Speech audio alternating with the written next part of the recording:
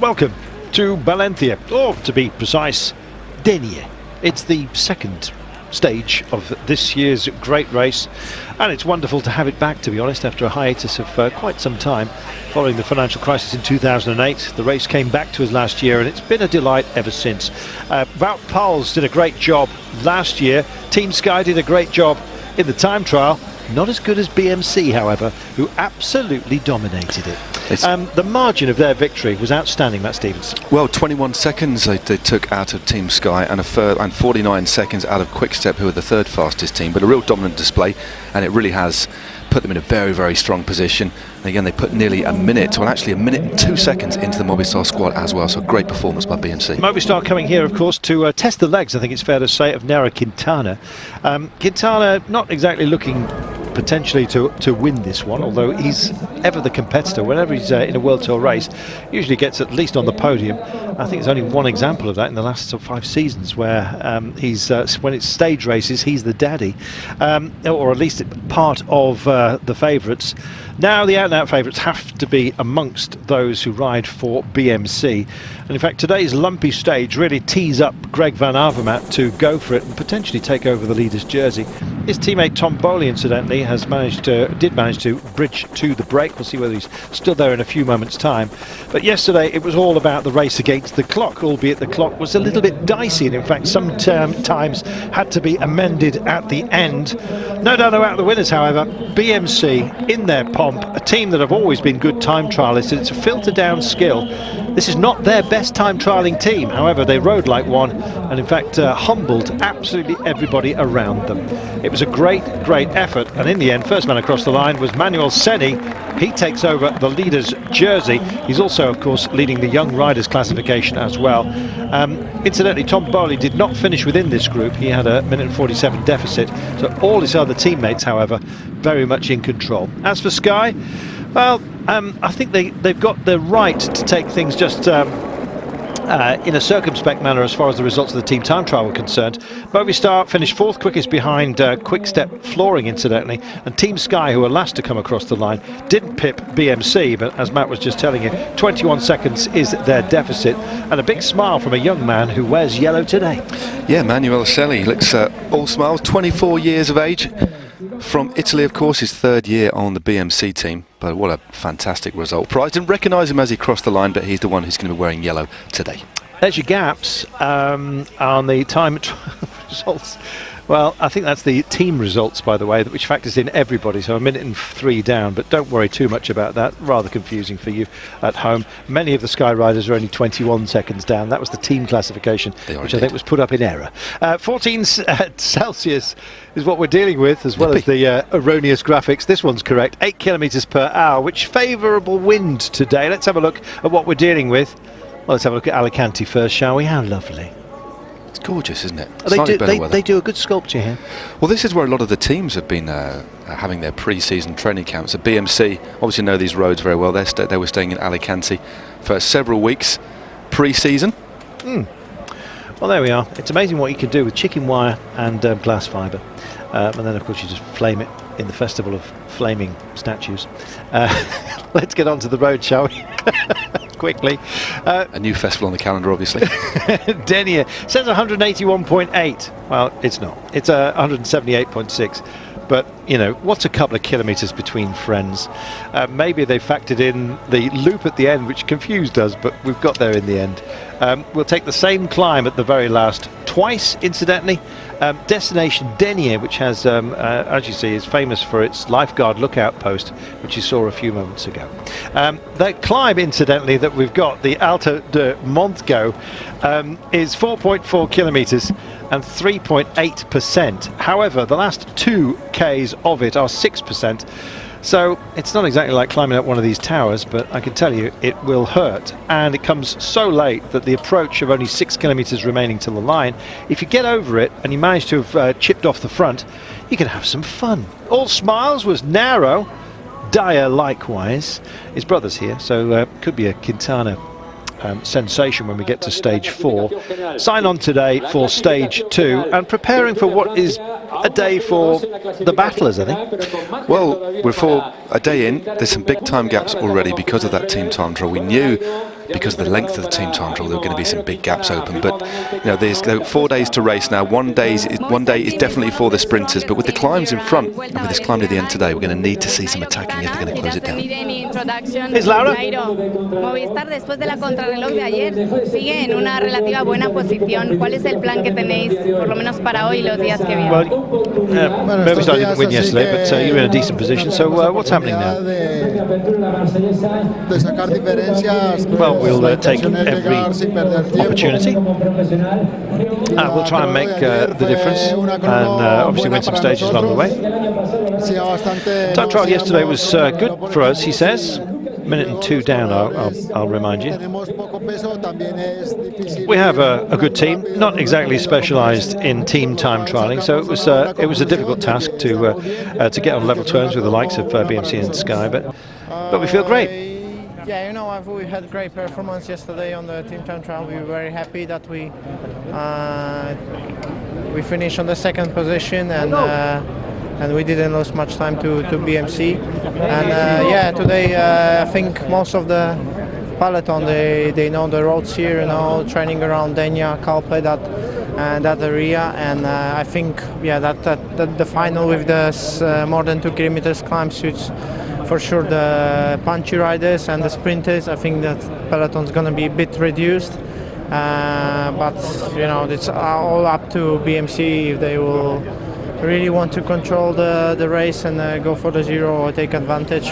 For sure there is many gaps in the GC, so for sure that's going to be lots of attack on the final climb from guys who lost a lot of time yesterday. Good to hear from Kwiatkowski. He wears the polka dot jersey, sponsored by Eurosport, incidentally. He also leads the combined competition, but the orange jersey will be worn by Wout Poels today. This is the rollout that they had. Narrow streets, everyone just taking it nice and easy before we finally got the wave away. A break formed reasonably early. They went through the first KOM, by the way, almost as a pack. The peloton, indeed. First climb was taken by Laurens de Plus of Quick-Step Floors. However, it did start to settle down, and finally we did get an established breakaway, which is Johan van Zyl of Dimension Data, Hector Sayce of Caja Rural, AG Tour Le Mondial also involved with Cyril Gauthier. Now that's a man to watch for the stage win today, because he's 3 minutes and 12 down, so he might be allowed a little bit of leeway, but what he does is he finds himself in a position where he's a climber, rolls reasonably well with it. Here's your overall standings, and as you can see, BMC, it's a bit of a lockout. Tom Bowley, who was part of that team, but of course did not cross the line with his teammates, is 1 minute and 45 down. He bridged over to the breakaway, by the way, and became the virtual leader on the day, with gaps hovering around about 6 minutes, but then just descending ever so slightly. And now the gap, I can tell you, is 4 minutes and 39 after 94 kilometres of racing, and so that's where we are headed right now. Destination Denier. As you can see, security forces have done their thing. The barrier boys are now having their lunch, and we'll be onto it in a few moments' time. After stage 1, Michael Kwiatkowski, there he is, leading the King of the Mountains Eurosport sponsored competition. Nice to see Eurosport getting on those jerseys. It is. That was the climb, the third cat climb, about 8 or 9 kilometres into the team time trial. Team Sky were first over the top there. They post the fastest time from the intermediate Czech perspective, and also it's the first sight of the rankings of the King of the Mountains. But as you see, just through the rankings there, that gentleman in the little red sweater, that's the final left-hand turn today. It's wet conditions, it's just on that flat kind of cobbled section. As we see, the combined standings confirm that is Kwiatkowski leading that, and Wout Poels is in the orange jersey. I think salmon coloured jersey would be the best way to describe that. But no, probably really landed by the fisherman with the red smock, who just got himself dead centre so he could check his beard trimming on the big screen in the market square here. Yeah, possibly, but I'm just interested in that left-hander, Carlton. I mean, look at that. That's nightmare. Pretty tight, isn't it? With about 300 metres to go. It's a long stretch, and then they swing left. Quite a narrow finish to the line. So placings and positioning absolutely vital going into that final left-hander. Well, you're joining us live here on the Comunitat Valenciana. It'd be nice to see some riders.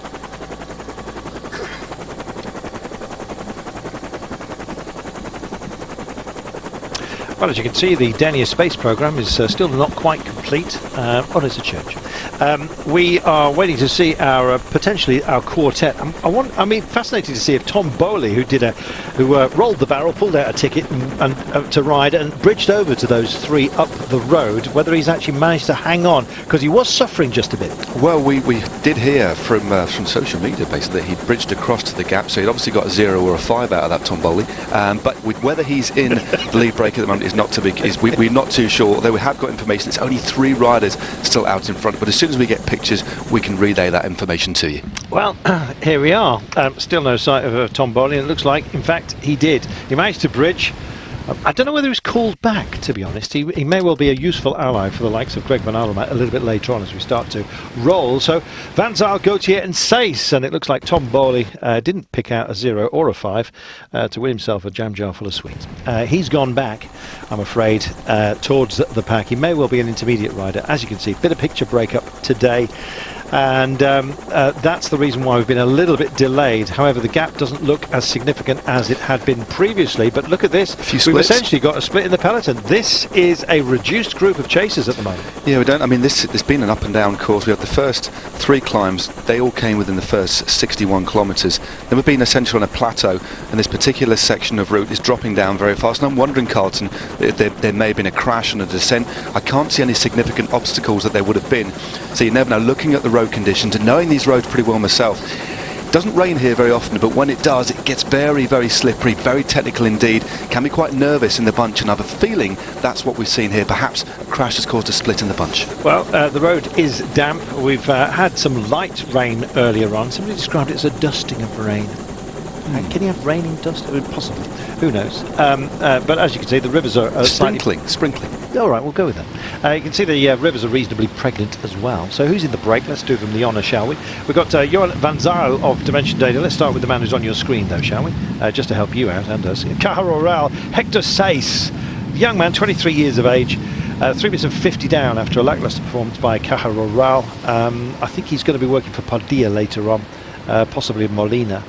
Here from AG Tour Le Mondial is Cyril Gauthier, a diminutive figure. Always think he's younger than he actually is, possibly due to his stature. 29 years of age. Won lots of races last year, but unfortunately didn't rack up many World Tour points because many of the races that he was successful on weren't actually on that particular calendar. But nonetheless, in this kind of terrain, he could well be a big threat. The man with the man wearing the brown, blue, and white of AG Tour Le Mondial. And joining them, as you can see as well, is Johan Van Zyl of Dimension Data, who's just coming off the nose right now. A little slight lime green accent to the generally black and white, with a big Q on the back, which is the Quebec charity, which is still very much supported by Dimension Data. Van Zyl himself led the King of the Mountains competition on the Tour of Utah. He took a stage as well in the Tour of Austria, the old Rundfahrt. I checked that one out actually, and it was a reasonably testy day, a bit like today. Race. It's a very, very tough race, and as you say, it is his birthday boy, so a good move from him. His ambition was to try and get the Mountains jersey, and we can confirm he took the 2nd and the 3rd climb today, so sitting pretty in the Mountains classification. And with a gap of just over 3 minutes now, if he can get over this next climb and score some points, and he doesn't get rolled by Cyril Gauthier, who's a very punchy little rider, probably the quickest out of this group without a shadow of a doubt, but a great ride by Van Zyl to get in this move on his birthday. Let's just go through the King of the Mountains as we've had them. Well, the first climb that came after 24Ks, that was won by Laurence de Plus of Quick Step Floors. Powell's was 2nd, Castro Viejo, then the second 2 climbs, both won by the South African Van Zyl. There we are, so Van Zyl, he's in a virtual polka dot at the moment. We'll take a break, back in a moment.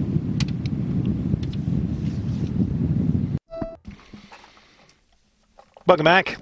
55 kilometres remaining of today, and it gets a bit sketchy on this descent. You can just watching it from these aerial views and just the gaps in the bunch and the amount of space that these riders are giving themselves, you can kind of sense that kind of nervousness, because these are the sorts of roads, although the riders, the direct sportives, the mechanics sort of fully aware of the weather conditions and adjusted the tyre pressures accordingly for these sorts of conditions, it still can be very, very nervous out there, and you can go around one of these bends with no warning at all and boff, you're straight down. So that's why we're seeing the peloton on this very twisted descent really spaced out.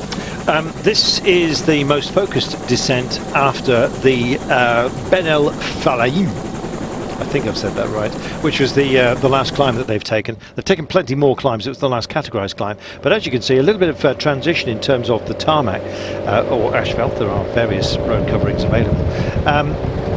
Once you've got a little bit of heat out there, road surfaces, particularly when they're new, generally tend to sweat a bit of oil. If you add just a light bit of rain, bit of drizzle to it, it makes for a very skittery surface. So I fear for them at the moment. They're keeping the pace up. It is BMC that are doing most of the charging, but that motorcycle needs to get out of there, because the bike itself, the motorcycle itself, is not going to go as quickly as these guys. And round they come, but he's still hogging the right-hand side of the road. He's going to get close to the riders. Beeps to get out of there. Should have been out of there before then, I think, Matt. Yeah, just I'd like to see, you know, it's a controversial, well, it's not a controversial subject, it's an issue of safety, because we saw last year some awful crashes in various pro races throughout the year, some of which ended up with fatalities. So it would be good to see these riders just given a little bit more space, especially through these urban areas where there isn't a lot of margin for error at all. No. Well, let's hope they stay safe. You can see the little droplets of rain on the camera lens. They're facing backwards at the moment, so they're not taking the full force of it. The cameras, while we're on the break, were facing forwards, and indeed it is damp out there. Plenty of rain jackets have been kept on. It's quite cool as well, as you saw. 14 Celsius. If you set your car air conditioning to 14 Celsius, you would feel extremely chilly. These guys have got some wind to deal with as well, and so they're trying to keep warm. A man who, of course, left BMC last season, he's returned to Quick-Step, albeit with Quick-Step flaws. A flawless character for many. Philippe Gilbert, here he is.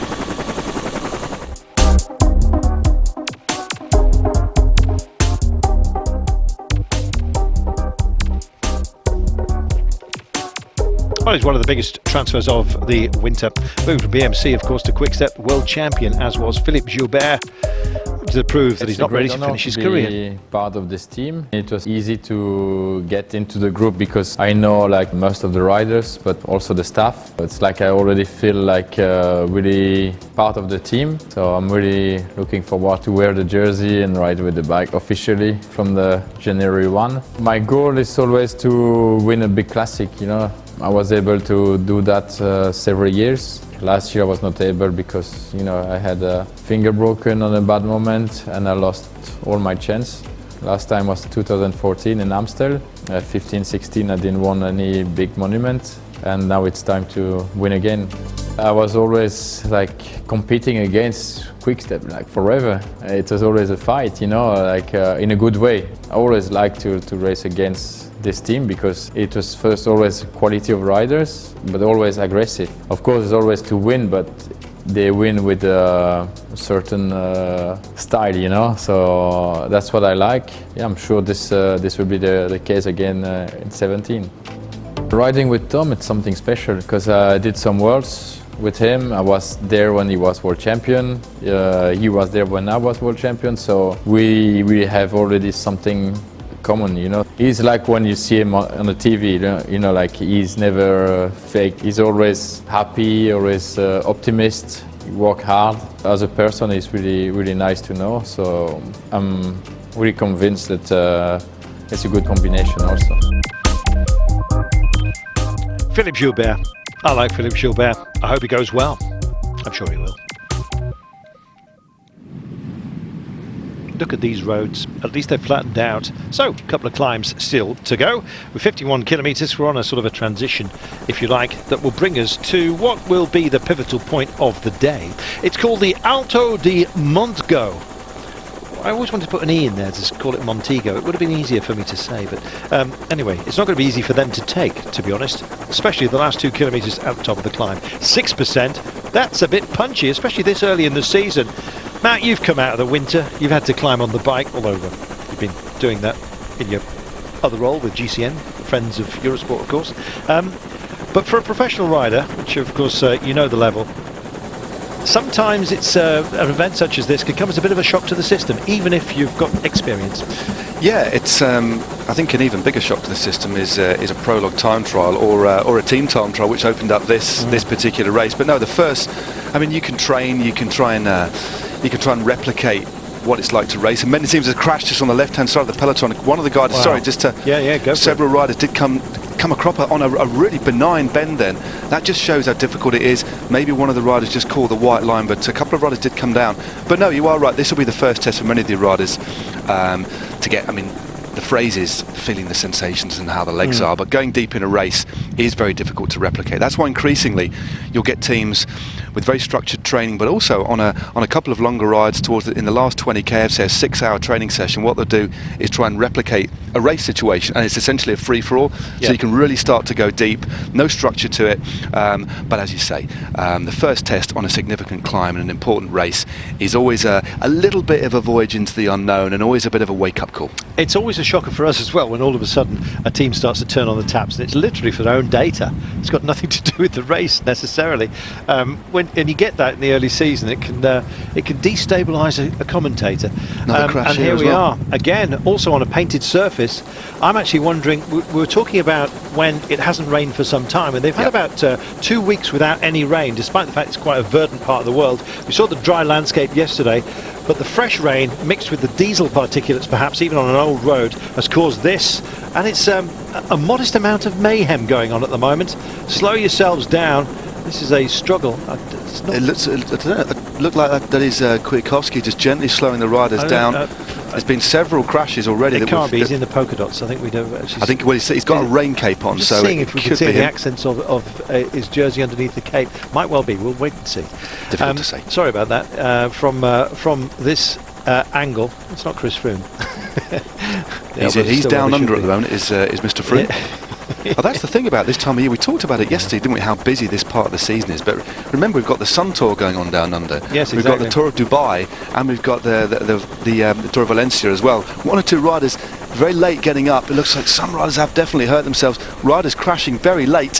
Hello. As well. That's one of the Burgos riders, one of the continental teams, gingerly remounting his steed. Yes, it's Marcos Jurado, I think, but we'll get confirmation of that. But that looked like a big slam. To be honest, if you get yourself a dead leg, that can actually knock you out of a race. You haven't actually damaged anything in particular, but if you get a shock, literally a smack on a muscle, it affects the blood flow, that's it. Well, you can get to like temporary kind of nerve, like deadening, essentially, which can make it very, very difficult to pedal and actually put any force through. But Hector there, just taking his time. I think it's going to be game over for this stage, but all he needs to do is get back in the peloton, get himself across the finishing line. But as you can see, several riders still passing by, and as I said, I think this is going to be, well, unfortunately, I think there's going to be potentially a few more crashes today. Let's hope the drop into the finish isn't too dicey. So this is going to favour the breakaway, to be honest, especially Definitely. if there's a reassembly and teams are waiting for teammates. Because these guys, the best placed of them, by the way, is Van Zyl at 2 minutes and 47 down. The rest, Gautier 3 minutes and 12, Saiss 3 minutes and 50. Expect this gap potentially to go back out. They've got a chance here. Let's see if they make it. Back in a moment. Welcome back. Just checking out the demeanour of those at the front now. Before we went to the break, there was a couple of splits in the peloton. They're reassembling themselves, as we suspected they may well do. The break, incidentally, had been down to around about 3.5 minutes, but still not got a time check for you at the moment, unfortunately, but expecting that to potentially just have extended just a little. Really are dark clouds here, and it looks like really does look like deep winter in the far northern hemisphere. Hector Saiss just takes on a gel. Not much discussion going on at the moment, apart from are you enjoying your gel? However, they've got a potential here. I know it's still 44 kilometres to go, but they've been lively, this group. Done a lot of work already in the top part of the day, but some, like Gautier, often perform very well in the early part of the season, and why not today? Yeah, well, it's a good formation. These riders are clearly feeling very strong, and they do have the advantage of being able to pick their line as well. Although the roads have become a little bit wider, always a little bit complicated, especially when the roads are wet through these urban areas. But now they're on these big open roads. This is where BMC can really start to eat into the lead. But it's definitely the place to be in these sorts of conditions, especially on those technical descents. You can just drop off the wheel of the rider in front, pick your space. You've got nobody to worry about coming up from behind or to the side, so it is a very advantageous place to be. But looking at the shape of the peloton now, more and more riders are rejoining after those earlier nasty crashes that we saw.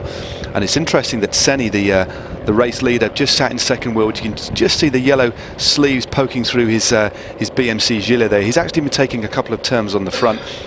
He's not going to be their protected rider. He crossed the line first, which is a wonderful thing for him as a young rider, but they're going to be looking towards the likes, I think, of Nico Roche and Greg Van Avermaet to possibly tee up a stage victory and try and keep that jersey within the squad. Well, Stefan Kung as well has got a tasty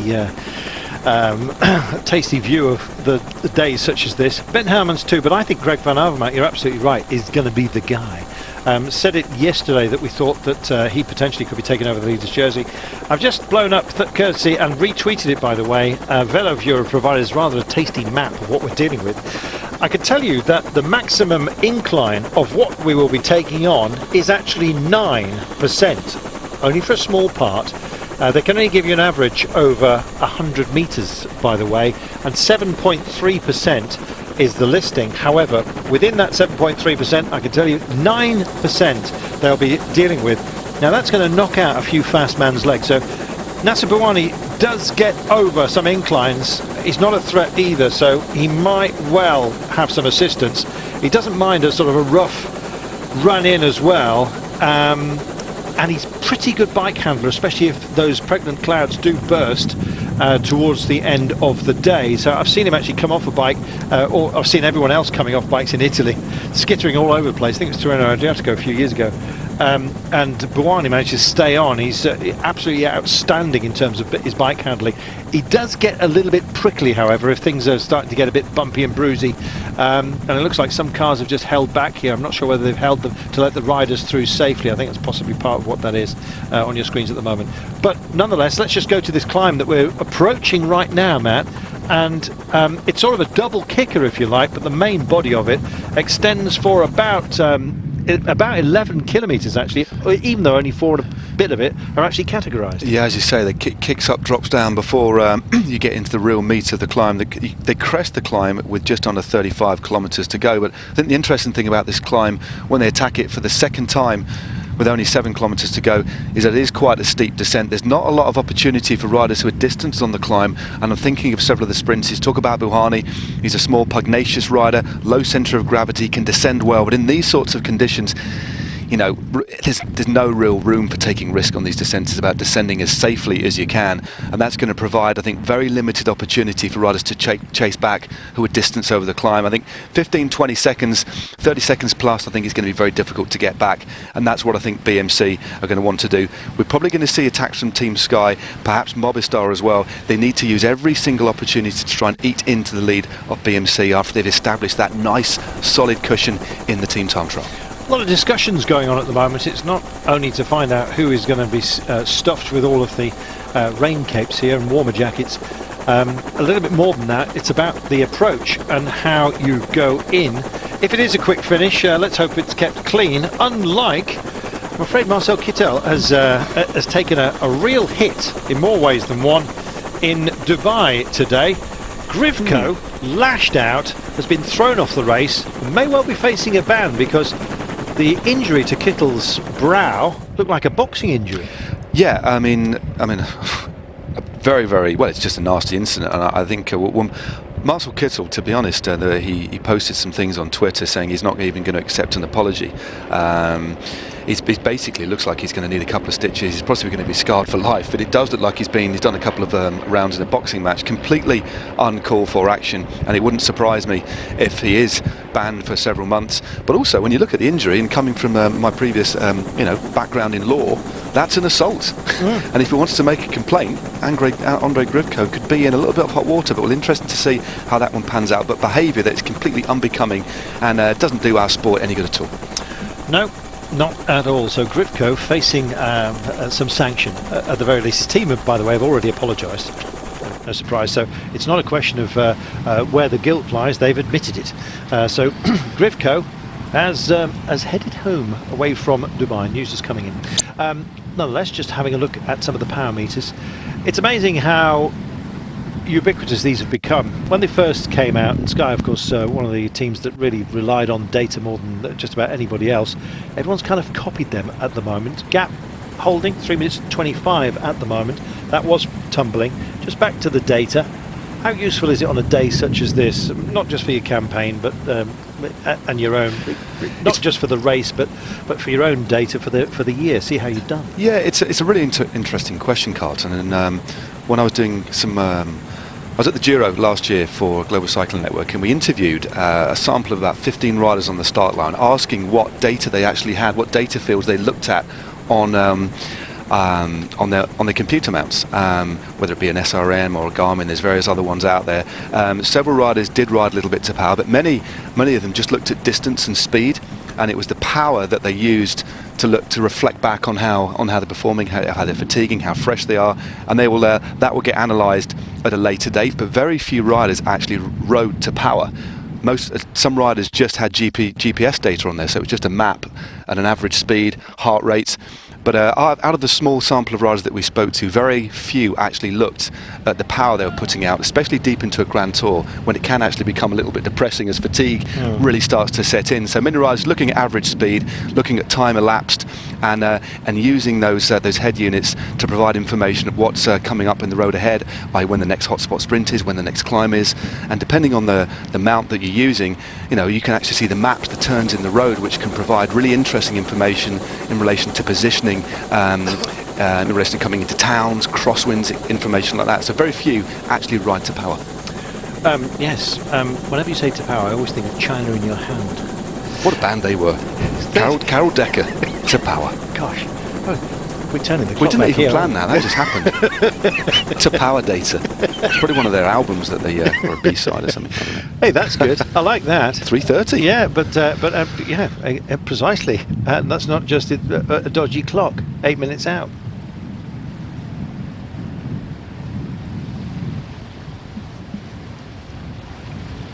Digitised gaps. No chalkboard here. And I guess, no need for somebody to sit on the back of the rider and do it. But how does he tap it in? Maybe it's just transponded or transmitted from the director's car. And on a day like this, with no bright sunshine, you can see the diodes. We need to test it in bright sunshine, hopefully later this week. 38 kilometres to go, Matt. It's a pretty healthy gap, but again, they've got 2 significant climbs to go. It's categorised as 3, and it's there, as you said, you've described it in detail, the Montgo Descenso, and they'll be on the foot slopes of that climb, picks up, then drops down, and then for the last couple of kilometres is pretty difficult indeed. As you said, pitches up to a maximum of 9%, average about 6% for that 2 kilometre stretch. I think that's where we'll see these riders lose at least a minute.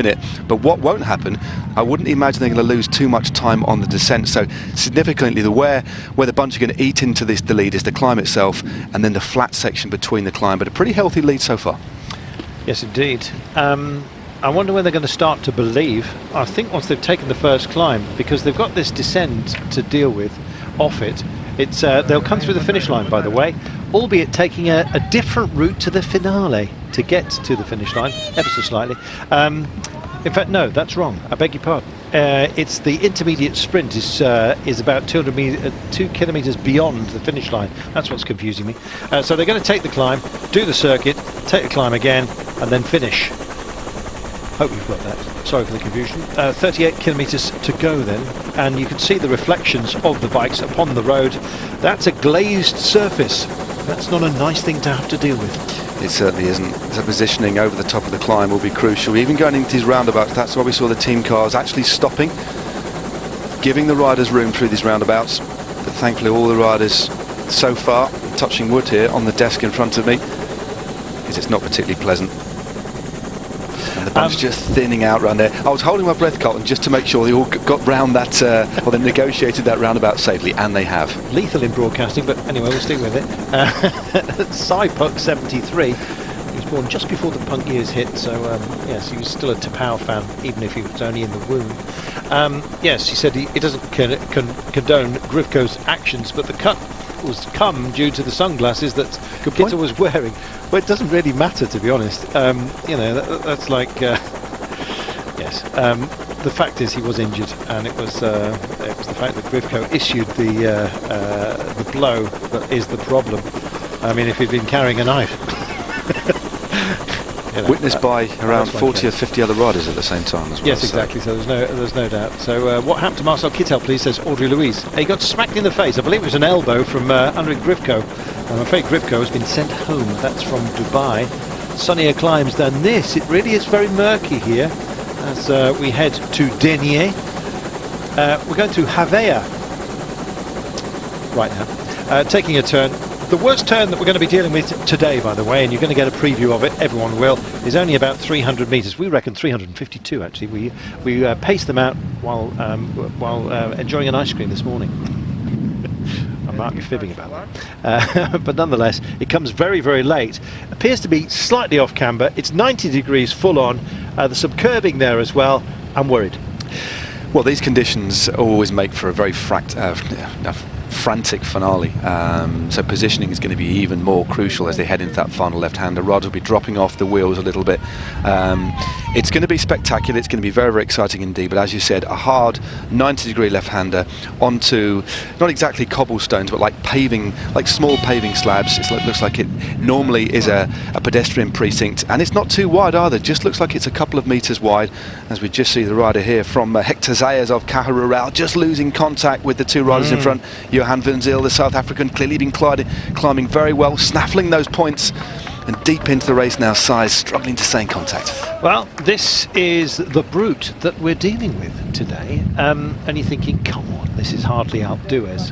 Well, quite frankly, when you're at the top of a season, it's a difficult thing to take on, especially in competition, and you find out a lot about yourself, you find out about where you are in terms of your training schedule. Indeed, you find out about there we are, 10 kilometres Dometa. That will be with 10k to go next time by. So that's at the foot of the climb. Kicks up almost immediately, as you can see. Some riders out of saddles already, but it gets steeper and steeper to a 9% average, albeit only over about 25 metres at the 9%. But really, it's about 7.5% nonetheless for quite a portion of the climb that they're dealing with. So we're entering it now. It does have a little bit of respite within it, as you can possibly see right now, but we're down to a duo out front. Seiss just drifts off the back of them a little bit. I think he may well be cooked. They're keeping a decent pace. He's just screened at the moment by that is it a Mavic car coming through? I think no, it's a Spuke. It's a Spanish brand. They primarily make helmets, I believe, and sponsor a couple of the smaller Spanish teams. But it looks remarkably like the Mavic neutral service vehicle. Yeah, it is a rather strange word. I imagine the marketing department have got a bit of difficulty with that. Let's leave it at that. In English, it sounds terrible. Probably something spectacular in Spanish. Spuke. Moving on. Van Zyl and Gautier want to have some fun. I said Gautier might be your man today. I've said it a long way out. Maybe he's been helped by a few crashes, and we don't know what the gap is exactly at the moment. He's still got a long way to go, but he's got to start believing. Yeah, I mean, the last time check we had was 3 minutes 30, as you can just see the finishing town in the distance of Denia. They've climbed a fair way up this climb already. We'll be interested to see who's leading the pack. We saw BMC leading to the bottom of the climb, but now the young 23-year-old from Caja Rural has been well distanced, but Van Zyl looking particularly comfortable. And Gautier sat on his wheel, sat down, pedalling quite a nice gear, but he knows these climbs. Very experienced rider is Cyril Gautier, 29 years of age now. Took a fine victory last year in the French semi-classic Paris-Camembert. So really is a good winner, but he can do it all. He is one of those real punchy riders. He can climb well, he's aggressive, gets into breakaways, and has a very, very quick finish as well. You did the Camembert, didn't you? I did the Paris-Camembert many years ago. Not just on toast this morning. No, indeed. No. He's just about to take the crest. You can see once he gets through those olive groves a little bit further on. Actually, I think they might be lime trees. They don't get much fruit on them at this time of year, but they have that sort of dusty green look to them, a bit like eucalyptus. Moving on. Yeah, but eucalyptus has a very nice smell to the bark, by the way. Been scratching trees all around this area. They are just keeping the cadence up. They're doing a very good job of holding on. They're down to 2. How much manpower do you think they really could have done with ideally at this point? I think 4 or 5 rods would have been really nice. Doesn't really matter quite as much on the climb, but they've got a bit of a tailwind up. You can just see the Spanish flag there, the wind coming from the sea from the left-hand side. It has been helping them all day, but on this finishing circuit that they'll start when they go through town for the first time, there will be a small headwind section, of course, but the wind has primarily been helping the group all day long. But interestingly, Van Zyl has dispensed with his bead-ons. I'd imagine he'll get a feed after the climb or after the descent. But still with over 35 kilometres to go, he's going to need to keep topping up those fluids, but just adding to his efficiency by making that bike nice and light on the climb. Yeah, good idea, good work, and yeah, just round. They're going to go for this. They're going to contest it properly. It's 3, 2, and 1 points available. Van Zyl looks like he would like all of them. If they take the next climb and even get caught, then he'll wrap up the polka dot jersey competition for today at least. He's gone a little bit early there. I think Gautier's got his wheel. He's turning a huge gear. Gautier, the far punchier, quicker rider. Look at the zip there. A little bit of an early surge there from the birthday boy, but at least he did try. He did. I think his points tally still going to be superior. This is a 3rd category climb. And the Eurosport Prima Montana has been awarded for this one. And it's the GOAT. Cyril Gautier, formerly of Europcar, which of course morphed into Direct Energy, but took the jump.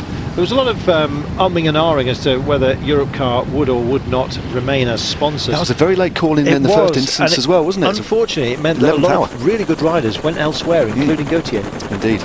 Now there's a bit of a disappointment. They managed to keep Tommy Vockler on board. Of course, that team now has morphed into a team that's riding here, of course, Direct Energy. So yeah, definitely watch out for Brian and Cookart. If should this come down to a sprint, there's still a lot of riding to go. And the rider on the front is Michael Sharp in the green jersey, looking very, very strong. And Nico Roach just sat behind him. That's the Irish National Road Champions jersey he's in. Yeah, nice to see. I wouldn't be surprised to see Nico Roach do well today, but I think Greg van Avermaet, I still reckon that is their choice for the run-in today. Greg van Avermaet can cope with all kinds of shenanigans. That wind is a strong one, isn't it? Just bearing in mind that flag that seems to be fluttering the edges to a fray. Oh gosh, I think I'll use that again. Fluttering the edges to a fray. You need to copyright that. Very good. Very descriptive. 33 Ks to go. 33.3. Half the devil. And this climb is most definitely that. They've got this long descent, which has a couple of kickers within it, and then we'll have our finish. Be great for everyone at home as well to preview, and indeed us, the approach, as well as all the riders today, because it could get sketchy. Definitely. Would like to see a time check. Haven't seen a time check for the last 5 or 6 kilometres.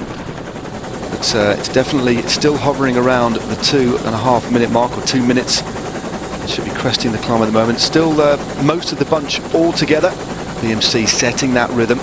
But as you said, Carlton, definitely a circuit that would suit Nico Roach. A really versatile rider, but they do have some good options. Greg van Avermaet in particular, of course, the Olympic road champion. And it is Nico Roach. No, it's still Shah, I think, who's just taken him over the top. Cypuck 73's got a bit upset with us, thinking we were doing him a disservice. Not at all, Cy. I was just kind of speaking on behalf of everybody for a bit of balance out there. But yes, AG's actions, that's Andrei Grivko, abhorrent, says Cy. I agree with him. Yeah, it's what sort of sanction do you think the UCI could hand out significantly? I mean, he could get a season ban, to be honest. It'll be interesting to see. It'll be interesting to see what he's got to say. Then they may take a little bit of witness testimony, because it does put the sport in a very bad light. It's completely inexcusable. But it looks like we have a solo rider out in front now. It's Gautier. He's really kicking on, as you can see. He's not hanging around. He went through the KOM. Now let's just hope he takes this nice and sensibly. It's good that the camera is holding back from him, because the road is a little bit dicey. Now we'll be able to open up now on a flatter section, as you can see. Now there are some kickers on the descent. Let's just go back to it and have a forensic look. About 4 Ks from the finish line, it will suddenly pitch up for a very short time. It's about 200 meters, then it's down again, another little smart kick of about 50 meters before he dips into what is the base of a gentle rise to the finish. Roach is up for this, isn't he, today? Well, Roach was there talking. or just asking for some information perhaps about the time gap. It's just over 2 minutes, but we can't see Johan van Zyl. Gautier opened up a slight gap over the top, but now van Zyl is not in sight at all. I'm hoping he is upright, but at the moment it is Gautier who is solo in the lead, but again very, very sketchy, some big gaps in between these riders, understandably, as they descend this climb. And another rider has just taken flight off the front. Well, is it our young rider? I think it's the Caja Rural rider actually who was dropped. It is indeed. There we It's are. Hector Sayers. Poor old Heck. Gosh, look at the terracing round here. That's a great shot, isn't it? It is absolutely fantastic. Man's hand writ large. Another on the indicator. geography. Yeah, just another indicator of how important a role that these motorcycle marshals have here on the very tight corner. You wouldn't want to get that one wrong. You'd be straight over the arm coat. Even more important in these sorts of weather conditions. So these marshals do play an absolutely vital role in ensuring the safety and safe passage of the race, and a great example playing out on the road there. Valencia had a big hiatus due to financial issues post financial crisis in 2008, and it was a big hiatus from that point before we actually got racing again year before last, or yet last year. And I'm so glad to have it back, because of all the Spanish races, this was one of the biggest and indeed one of the best marshalled. It's always been fabulously well organised, and they don't seem to make that many errors, which is the best you can say of all organisers, I think. Exactly. Yeah, so great to see. You can feel safe as a rider taking part in this. Cyril Gautier then is 3 minutes and 12 out. Now, I said he had a chance. He's got to do some serious climbing, but he is a bit of a mountain goat, no pun intended. He can go up the next incline. If he reaches it with a 3 minute gap, he might carry it all the way, and that would be a fantastic result for him. We're going to take ourselves a brief break, and then we'll be back with you. I'll have a chat with you on Twitter. It's at Carlton Kirby and at Real Stevens. Back in a moment. Welcome back. Cyril Gautier, head of the race, that's just checking his arm length for some strange reason. You got a bruise on your hand there, mate. What's that from? A short visit to hospital on Sunday, but I won't go into that. It was for pleasure. Cyril Gautier, this could well be as well. He's coming through town, and you're going to see the final turn, which will bring him to the start-finish line, essentially, of our final circuit. It's not the intermediate sprint. There's a little sprint that is about 200 metres beyond the finish line. 2Ks, I should say, so it's not exactly right there, but nonetheless, down to the marina complex, where there's some rather fabulous boats here. One of Sean Kelly's, in fact, with a full shower unit and skidoo on the back. But nonetheless, Sean, you know, he doesn't hang around when it comes to that kind of profitability. A wise investment from that, Mr. Kelly. Good man. He's only just slipped in, actually. He was out of the water. He was there with his squeegee. And his anti-barnacle solution. He's done a fantastic job of it, actually, and all credit to him. We'll give him a top 10 for that. 29 kilometres to go. Just discussing Sean Kelly's slipping of his motor yacht in the marina nearby.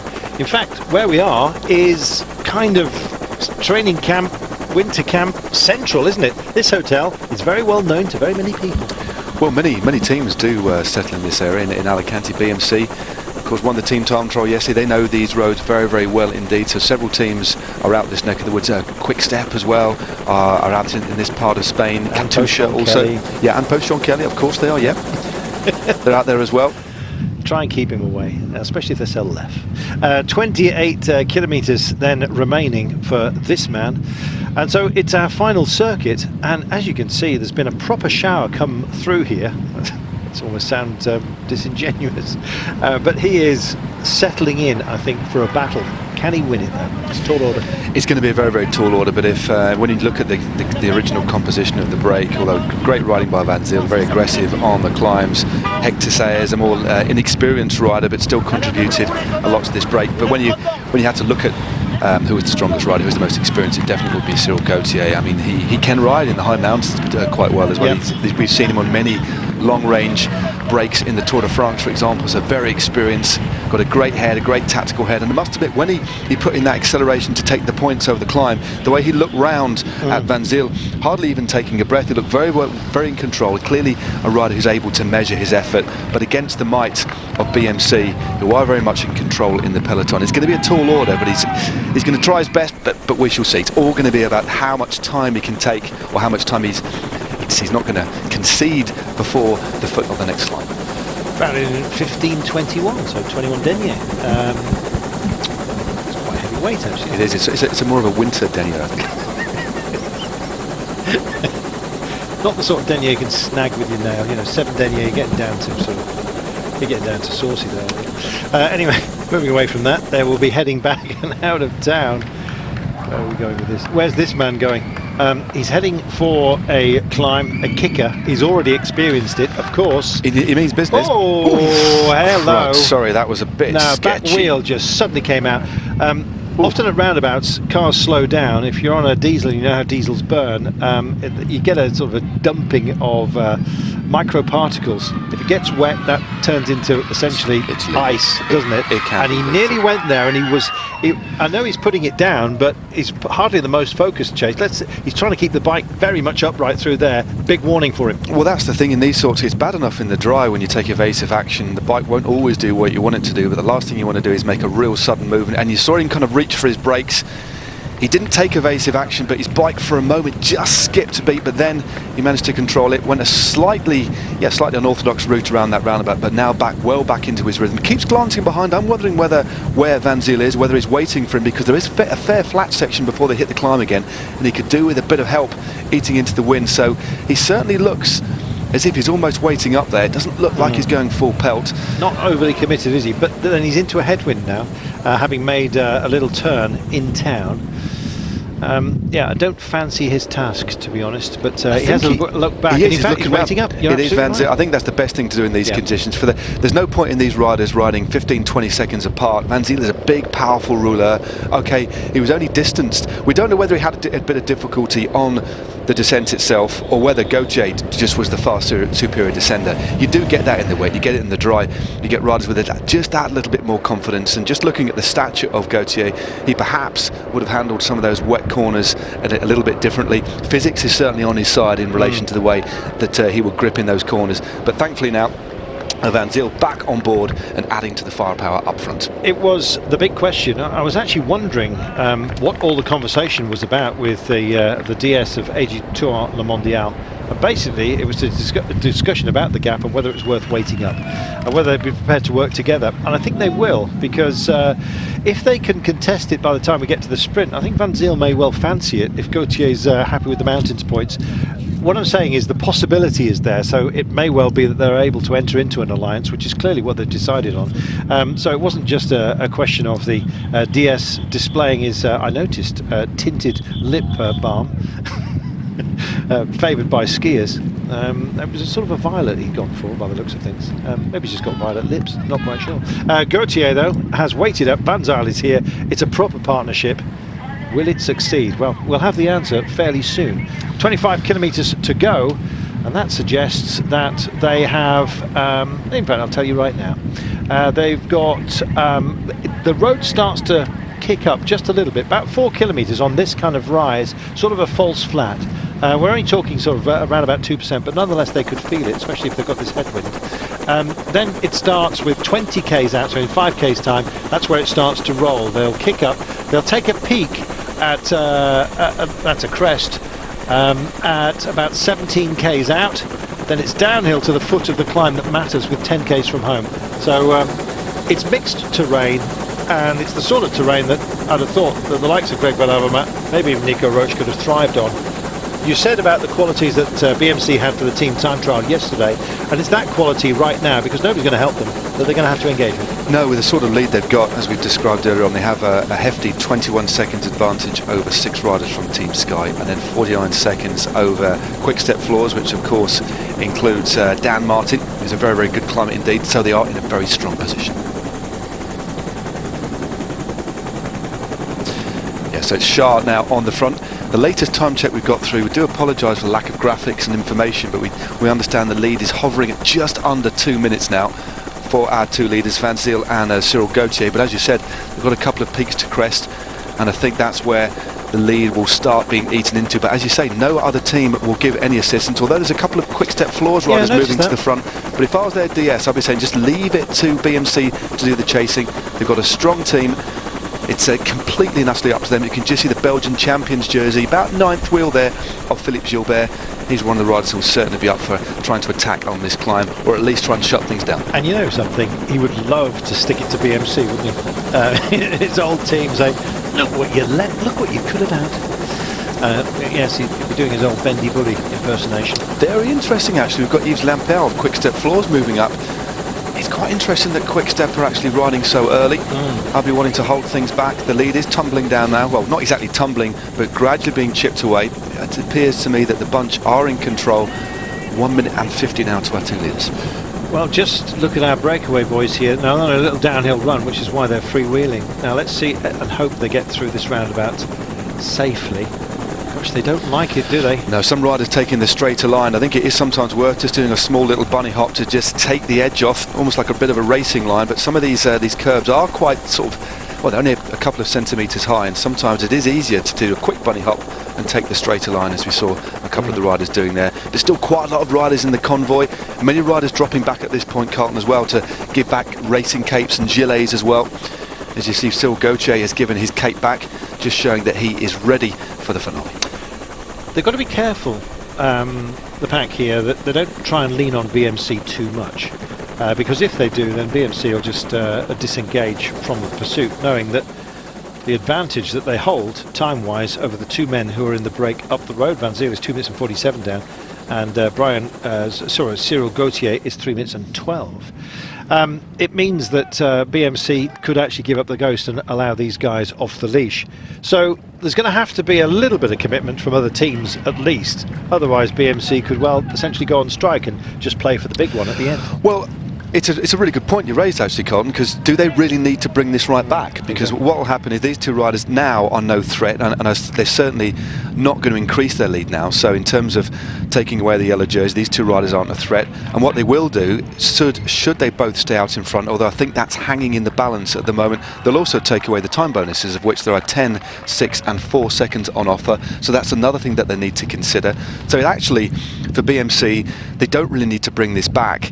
The only thing they could be wanting to bring back, because they really want to give a chance for another stage win for Greg Van Avermaet or for the likes of Nico Roach. But I have a feeling that they'll be pretty happy just to get this down to a minute, and then, as you said, leave it to the other teams to then take it up and start attacking. Big compression there. The pack, it's far easier to get through that kind of road furniture as just a duo instead of a pack such as this. You saw them squeezed from about 6 or 8 wide to only 3 wide going through there, and that sort of thing quite often doesn't really scream out at you on a road book. And the teams who are better managed and have got spare personnel to go and sight the stages, and they're long, don't forget, this was 180 Ks, at least sight the last 50 perhaps. That's a useful thing to have, and Sky are given to doing that. And I've noticed at the moment they're just holding themselves back in the belief that the gap is bridgeable. Michael Kwiatkowski, former world champion, I think he's a dark horse for this one today. He kind of had a bad couple of years, couple of poor seasons since the World Championship, but 2 seasons or 3 seasons ago we'd have been talking about him as out-and-out favourite today, and it's not that we've been ignoring him, it's just that he hasn't really shown his mettle fully for a wee while now. He's off form. Yeah, I mean, we'll just see. I think we did talk a little bit about the Michał Kwiatkowski conundrum almost. World champion, prodigiously talented, but what sort of rider is he? Is he a rider that they're going to use in the Grand Tours? He certainly, at the moment, I think hasn't been identified as a Grand Tour contender for the overall classification. Certainly capable of picking up stages, but is he best used in the classics and the shorter 1 week stage races? And we've yet to know. We know he took a fine Amstel Gold victory whilst he was world champion. That was a little bit of a surprise, but we thought, and I think Team Sky thought, that he would flourish a little bit more in the Ardennes, and it was in fact in the flatlands of Flanders that he performed particularly well last year. He took out the GP E3 ahead of none other than Peter Sagan.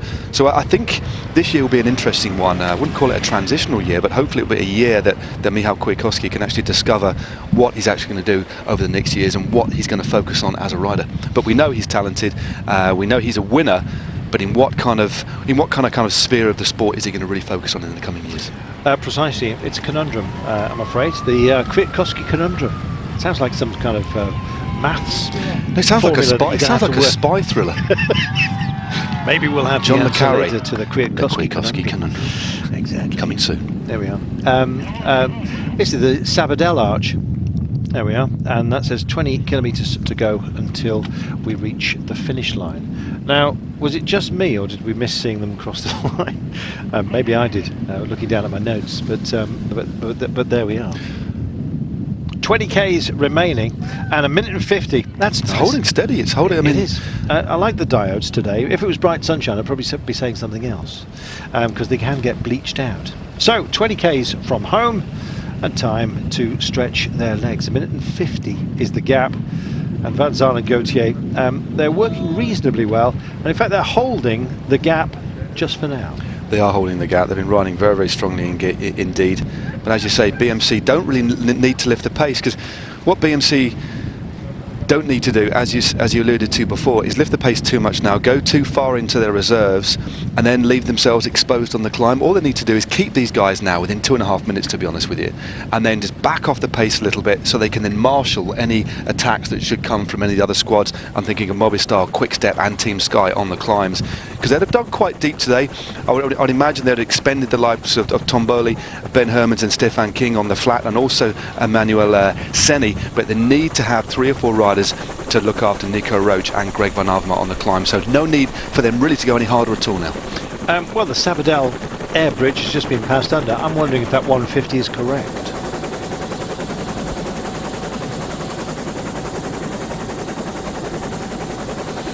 Thinking the gap may well be nearer to 1 minute. 1:50 declared as the gap, but just to agree with those. I'd have to sort of spool back my own mind, really, and kind of gauge how quickly Matt was talking. Between those two airbridge markers, we saw the boys go under it a few moments ago, and it didn't feel like a 2-minute gap. I may well be wrong on that one, but 19 kilometres to go. I think it's nearer 1:10. Yeah, we've got some other information coming through on the Volta CVs, their Twitter feed, that the gap's 1:15 at the moment, a minute ago. So there we go. Do you know what? I'm pleased with myself. That was good. That was good. So I thought that's not half a Tom and Jerry between those two. It's definitely come down now. But look at Van Zyl, must have been a pretty stylish rider, very tall, rangy rider, but getting very low there, using that unusual style where the rider wraps his hand around the hoods to get as aerodynamic as possible.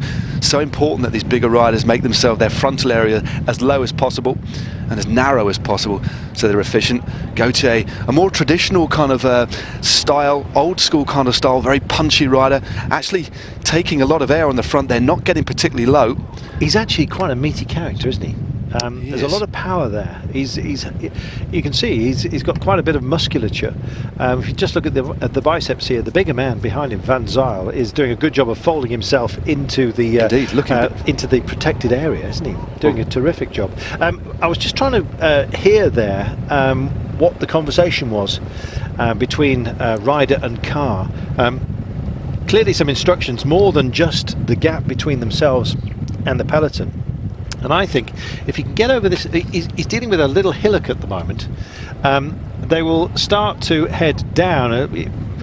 It's not overly focused. It's a rise over a breadth of 4 Ks of just doing the maths here, about 60 meters in altitude. So virtually nothing, you might think, but at the end of what's been a busy day, about over 178 Ks, still not quite sure what the total distance is today, because they've given us a couple of totals. They're out of the saddle right now. This is that hillock, but it gives them a little launch pad at 17 Ks out. We've lost the ticker, unfortunately, of 7 kilometres to the final climb, and that's where they'll believe if they're still held out there. That's not 2 minutes, is it? No, I think you're looking at it's hovering around a minute there maximum, maybe even 55 seconds there. So the bunch gradually eating away slowly but surely at our 2 leaders in front. But this deep into the race, when you speak to your director sportif, I mean, to be honest with you, Gautier looked very strong. He did a very, very long pull on the front there. We saw Van Zyl trying to tuck in, make himself as aero as possible, trying to get into that slipstream. But I must admit, I think Gautier's got a little bit more in the tank. I think he's riding conservatively. I think he might wait till the foot of the climb, use Van Zyl on this intermediate section where it drops down before the foot of the climb itself, and then go for it.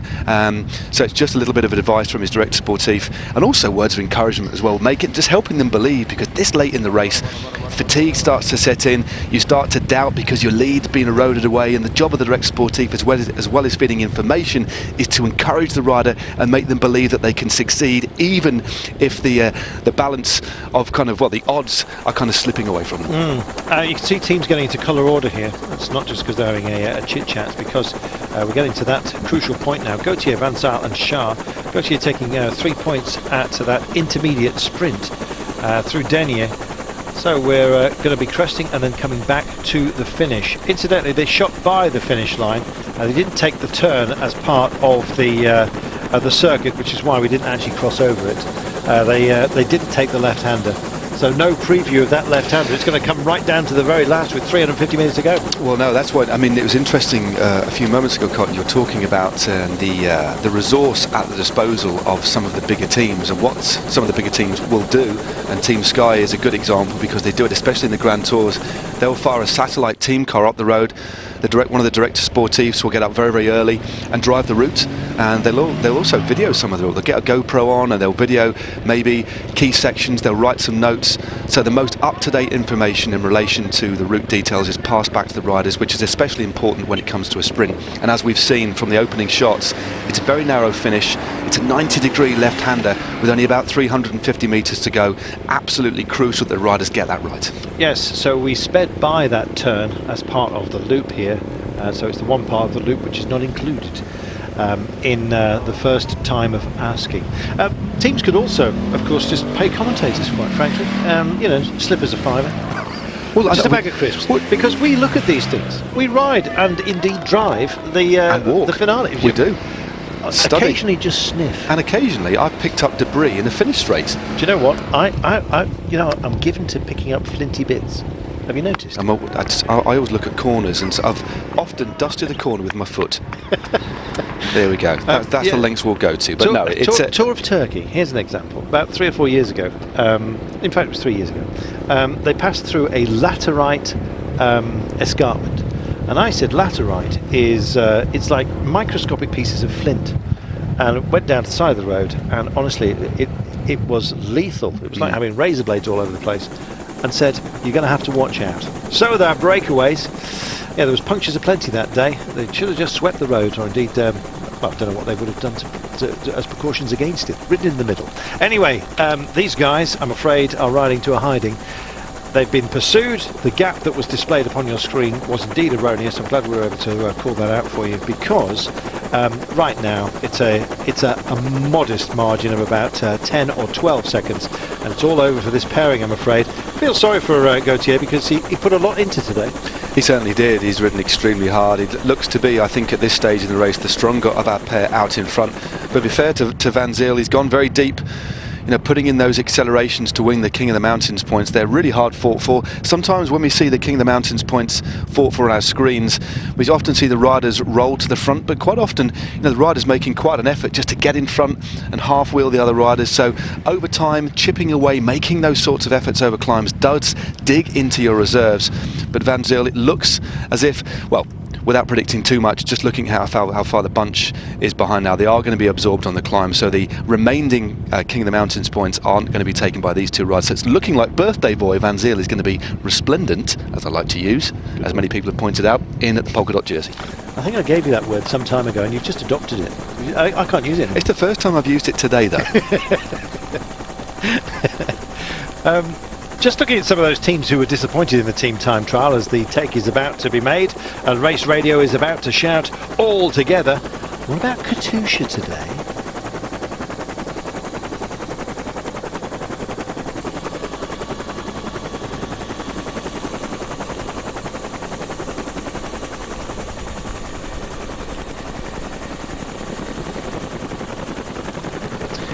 Tony Martin, what about him for a cheeky one today? He's now with Katusha Alpecin. It'd be a great way of opening his account.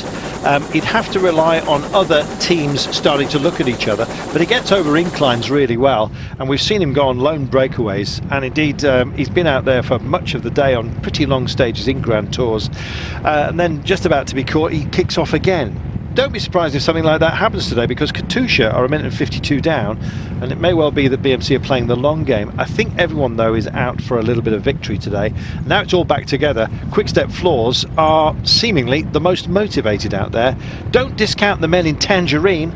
It's not Euskadi, they're no longer with us. Euskadi Basque country have now changed to a sort of a pea green, or a tree frog green, as you'll probably see.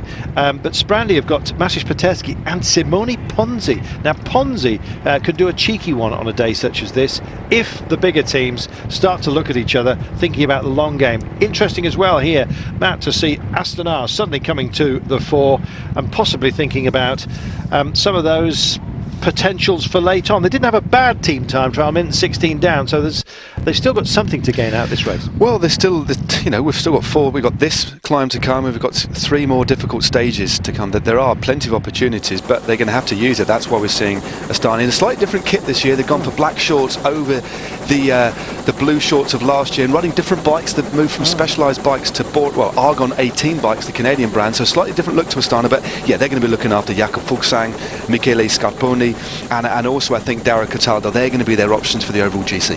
Do you want a favourite and a cheeky one? You're going to pick one. Favourite for me today, I'm going to go for Greg Van Avermaet. Cheeky side dish, Ray Crader from Romepot. I've seen them just creeping up here, and they're bringing Ray to the head. I'm going to go for Gilbert. Phil Gilles, we love him, don't we? Let's see. And who's your cheeky side dish? Magnus Cort Nielsen. Go for somebody from Sprandi. No, Magnus Cort Nielsen. Go for Sprandi. No. Okay. Mate, he's too big a name, mate. Well, you can't do that. Marcin Biliablowski is going to go for a long one. Which he can do. He can. He's moved from One Pro Cycling to CCC Sprandi. So I've got Marcin as a cheeky side bet. Boy, that boy can TT well. He can climb pretty well as well. But of course, a lot will depend on how they rip up this final climb. Many teams, a lot of interest. Now it's Romepot on the front for the Netherlands. Well, all singing, all dancing. He can sing, he can dance. Beer Blocky, will he skip all the way to the line? We'll find out. Opened up dead centre, and Katusha joined the fun as well. The pace is on. They're going to take this final climb with gusto, I think it's fair to say. They'll get over the top, and then we're going to have some fun. Nice to see Vassal bringing his... You've got to love that style, haven't you? Look at that. It scares everybody. Me included. He's a...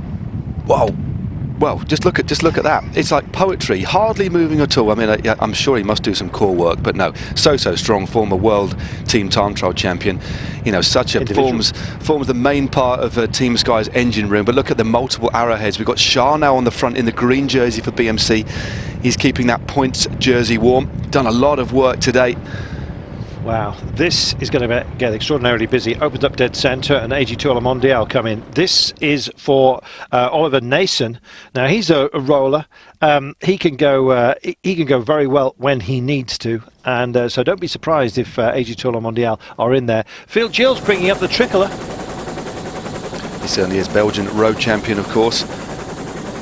All his teammates in that blue, the slightly different blue this year. They've almost got rewound 10 years, so it's a look of the Quick-Step team many years ago. Kwiatkowski's in there. Growing on me. Kwiatkowski is also there. Polka dots.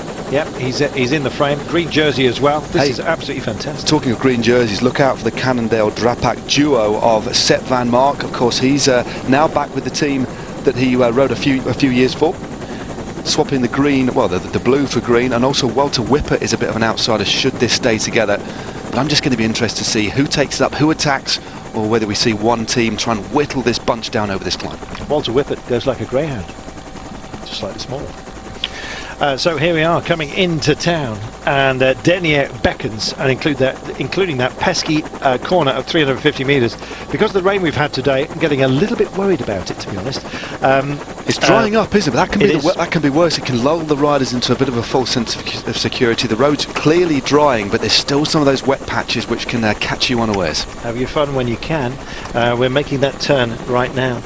Little left-hander round the outside of town, and here it is, big squeeze point. Let's have a look how they manage it. 4, 5, 6 wide coming in, and these guys just pushing on, keeping the tempo nice and high out front. This is going to be dramatic. Philippe Gilbert has got a wingman, in fact 2, and is looking handy at the moment. Quick step flooring then, looking nice and tasty at least to do something. By the way, we've got Dan Martin within the group as well. This is the Alto de Montgo that we're dealing with. Only third category, seems a bit... I think they possibly could have gone for an extra categorisation, but then again, the classing of climbs within Spain is always a mystery to us, although we have got 2 category 1s on stage 4 on Saturday, including the Mas de la Costa. Cannot wait for that. That is a real brute to finish off and will indeed end many ambitions as far as this race is concerned. So, we start our climb. We do indeed. Interesting to see Roompot on the front. If you look at a rider that's capable of doing well in this race on the overall classification, it has to be Peter Weening. I must admit, he's had a great couple of seasons with Roompot. He's really come into the fore after spending some time with Orica.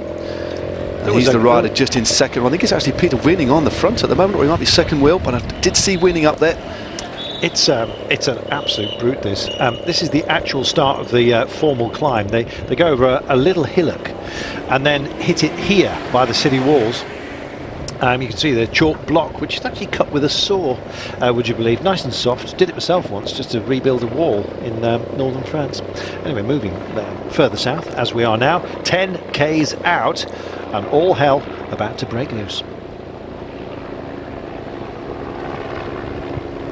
Roompot busy, the men in their tangerine and black, working for Ray Crader, we believe, but they may have other fish to fry, likewise other teams.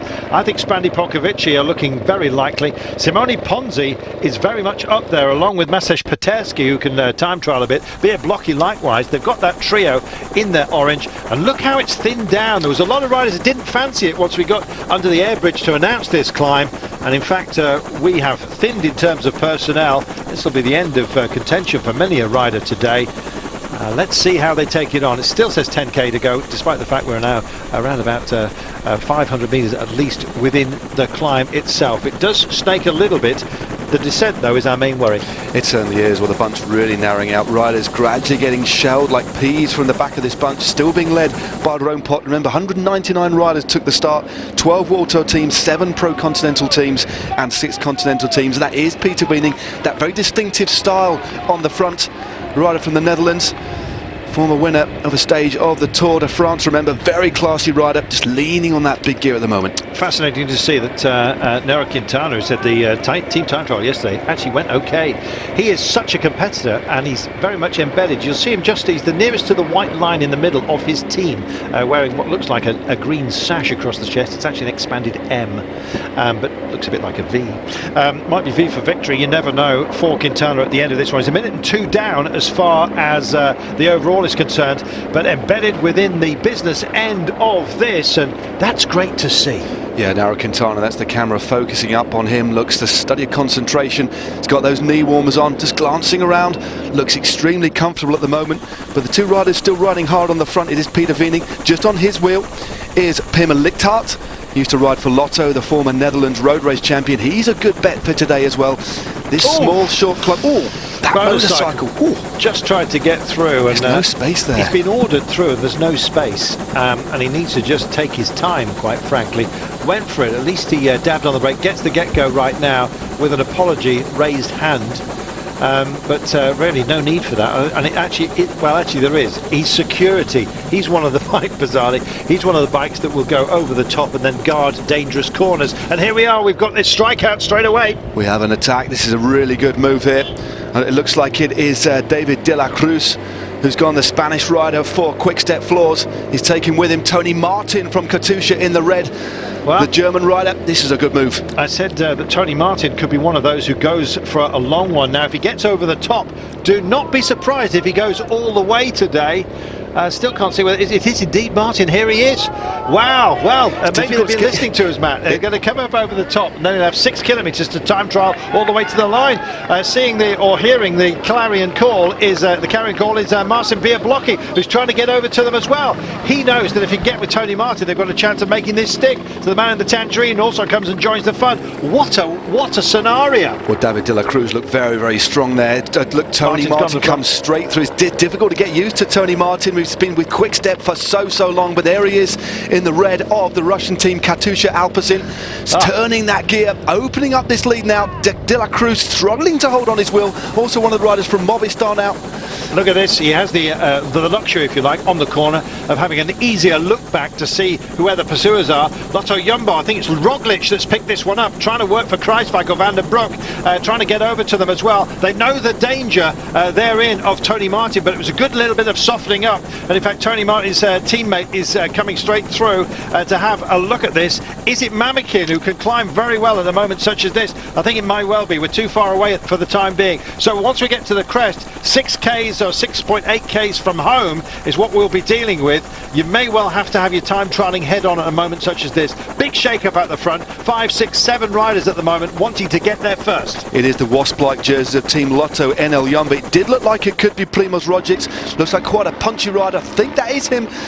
Another one of the Katusha riders now on the attack. David de la Cruz straight on the wheel in the blue of Quick Step Floors. This is again Tony Martin going on the attack. How strong is this rider? Still a couple of kilometres to the top of this climb. Well, there we are, just the top, under the Eurosport mountain classification.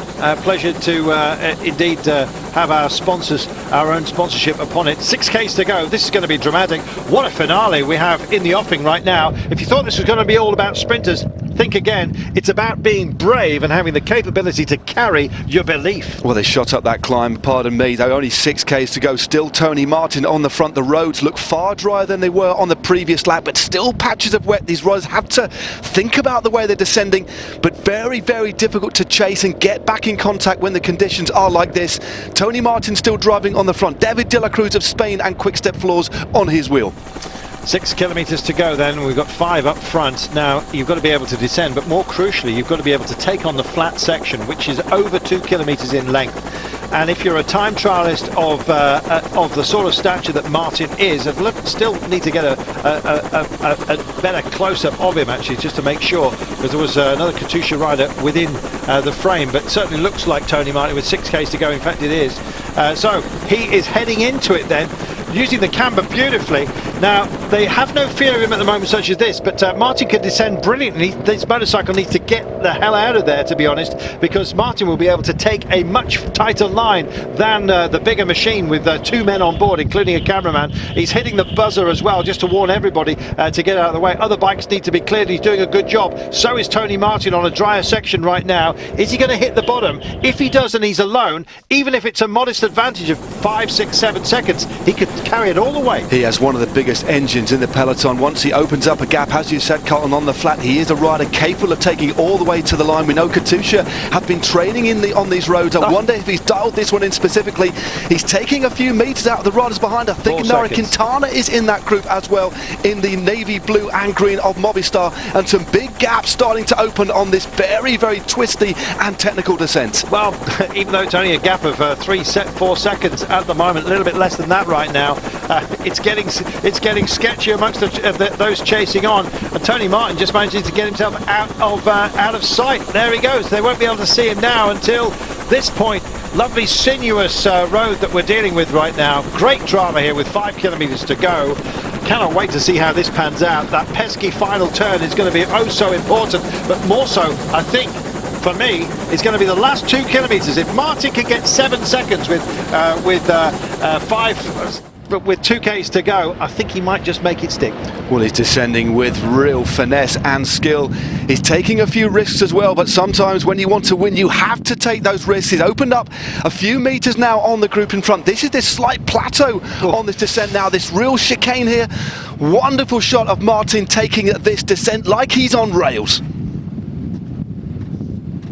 Brilliant work. Almost took out a piece of wall a few moments ago.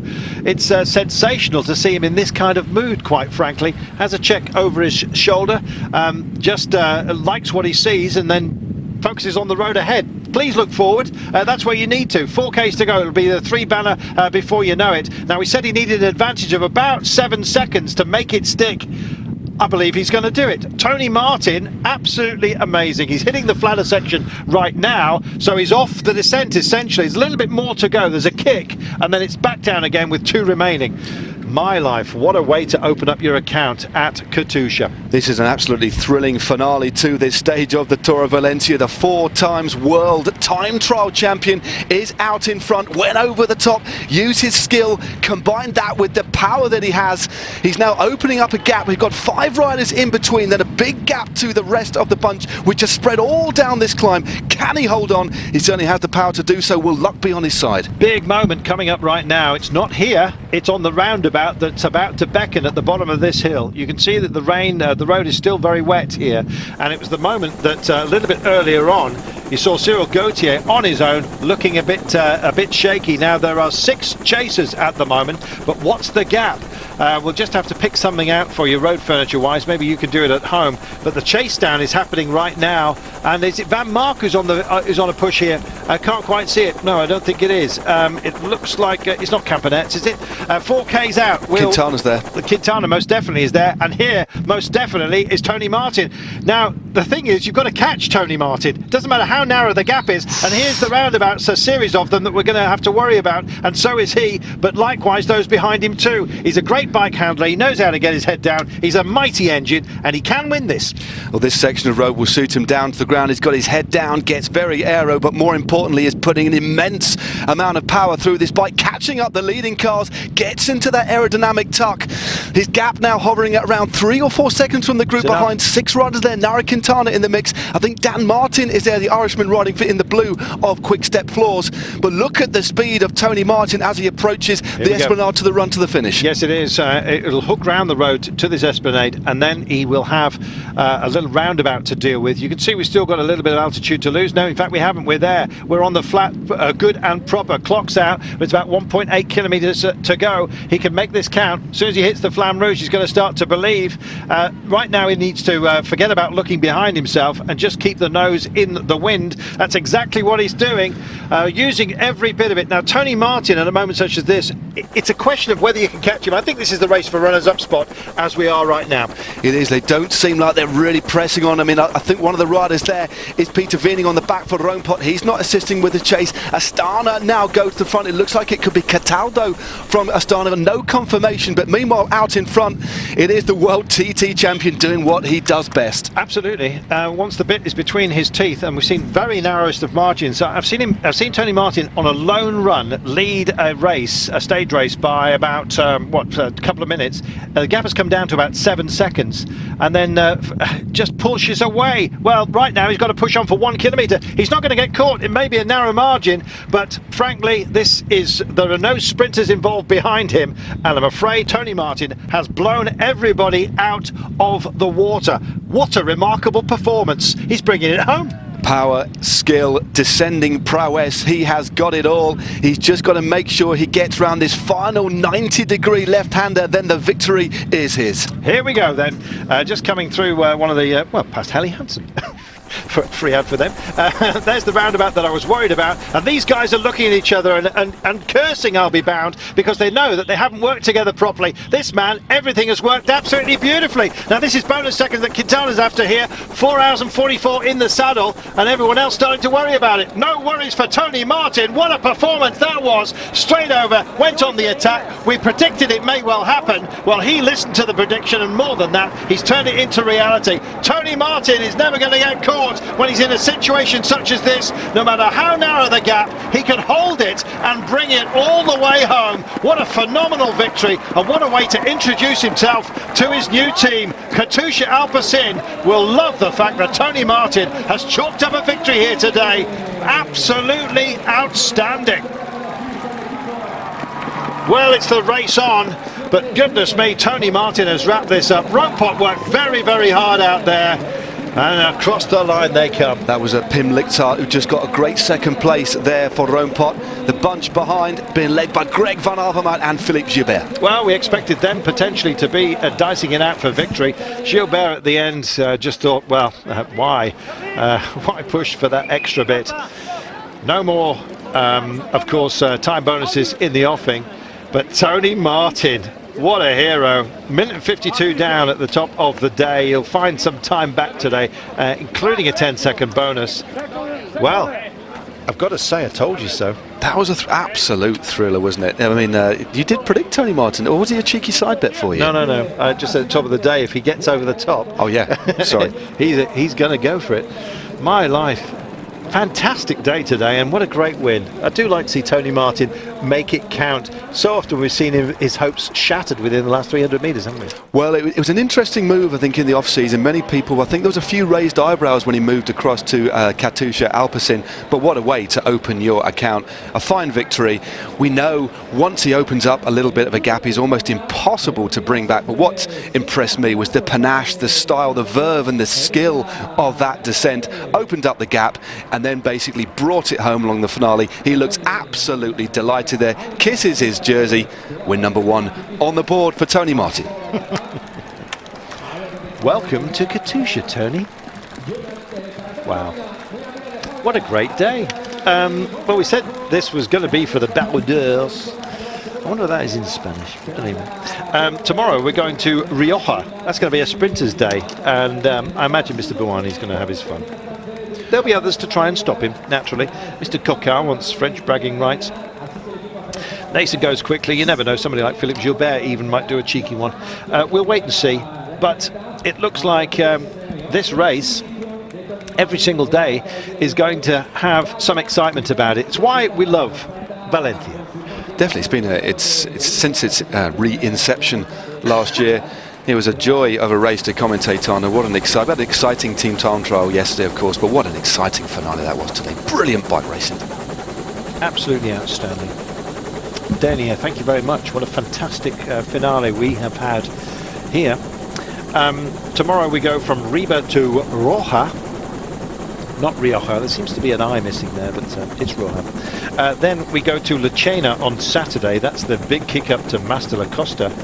And then we have the day potentially in the wind. We'll see. Apparently wind could be a big issue tomorrow. We've got a weather front moving in. As it moves away, then the wind that circulates around such depressions can of course cause havoc. So we'll see whether that's the case on our run to Rioja tomorrow.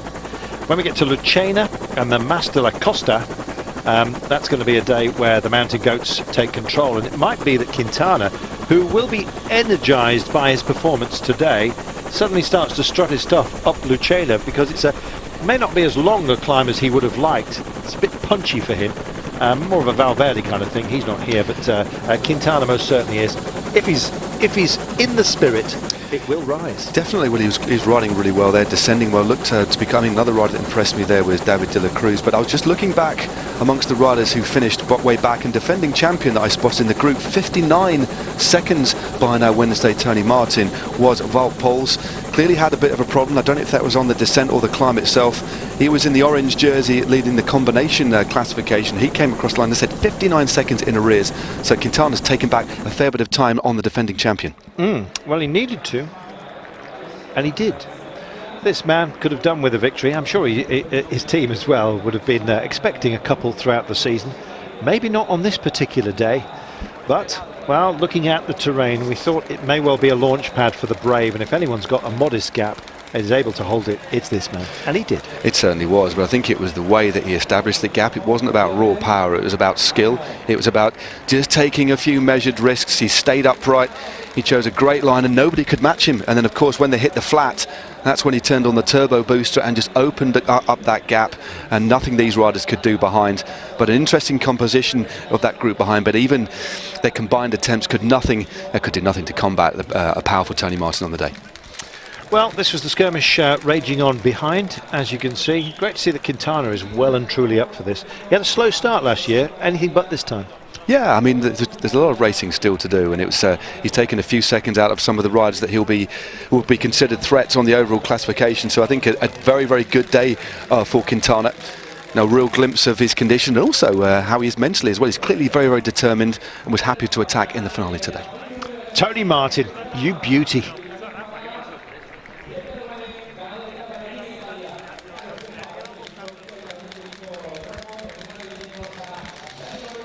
Well, you can't call him handsome. He's got a face a mother could love. However, that was as handsome a victory as you're likely to see. It certainly was. Value for money, all round. Great fun, exciting, thrilling, absolutely delightful.